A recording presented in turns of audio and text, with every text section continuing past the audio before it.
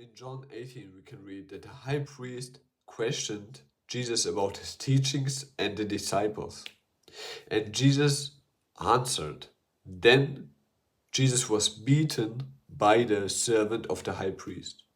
And Jesus answered the servant of the high priest the following. Because he said, "Is that how you answer the high priest?" And Jesus answered him, "If what I said is wrong, be a witness about the wrong, but if what I said is right, why do you strike me?" So Jesus, when he faced the injustice that was done to him, he was not just silent about it, like, yeah, he's just not a believer, I love my enemies. No, he was confronting the injustice that he had to face in this moment. He confronted the servant of the high priest, and Jesus was courageous, doing that in this moment too. Jesus was courageous in confronting injustice. So there's even another example in Acts, I believe it was 16, Acts 16, yes, when Paul and Silas were beaten and they were thrown into prison. I believe a lot of you know the story.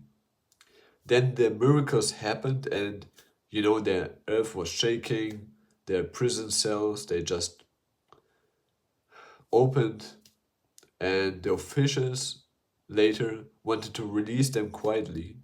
But Paul was the one that refused to just leave the prison quietly.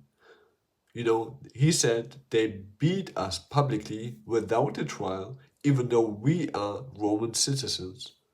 And now they want to get rid of us quietly, and he refused. And he insisted that the officials themselves come and escort them out. And they, who were responsible for this, they got afraid when they heard it. So they got confronted with their wrongdoing, with their injustice, because Paul was insisting. So when the authorities heard that, they were Roman citizens, they were afraid. They came and they begged them to leave the city.